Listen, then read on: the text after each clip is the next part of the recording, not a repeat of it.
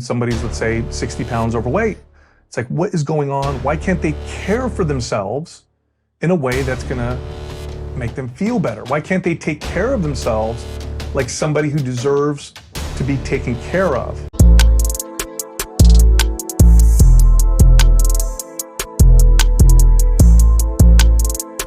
You accept that there's things that you can change and control, accept that this is my responsibility. It doesn't make it easy, but you gotta start there.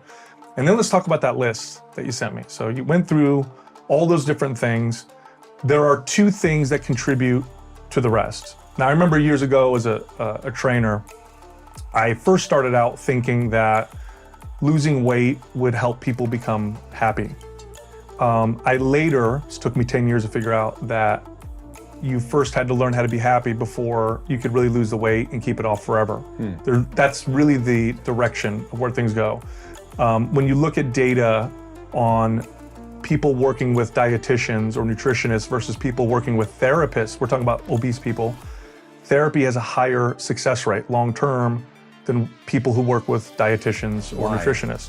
Let me restructure this. Let me paint a different context. When you're eating and living in a way that is making you severely obese and giving you poor health, it's not unlike somebody that has a poor relationship with, let's say, alcohol. So let's say you have a friend that has got a bad relationship with alcohol, they're an alcoholic, and from the outside, it's easy for you to look at them and say, God, why can't they just see that they're killing themselves? Like, why can't they stop doing this? It's very similar to when somebody's, let's say, 60 pounds overweight. It's like, what is going on? Why can't they care for themselves in a way that's gonna make them feel better? Why can't they take care of themselves like somebody who deserves to be taken care of? That's the root of what's going on.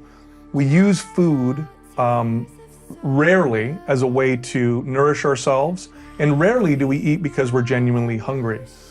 Most people in modern societies never really feel true hunger. We don't go more than a day without food for most people, okay? I think the right way to think about food is it is a drug that you have to take every day to survive. That's one way. But it has drug-like effects. 100%. So that's one very accurate way to look at it.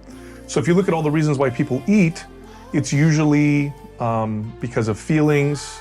I'm anxious, sad, depressed, happy, or because I'm bored, or as a distraction. We develop a relationship with food in modern societies that revolves around palatability, mostly. How good does it taste? You know, how does it make me feel while I'm eating it?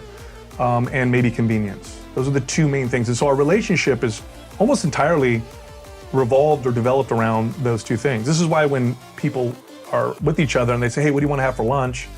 It's an interesting conversation. Well, I feel like this, or what about that? Or it's what they're using to regulate or consider what they're going to eat next is those two things: palatability, convenience, maybe fun.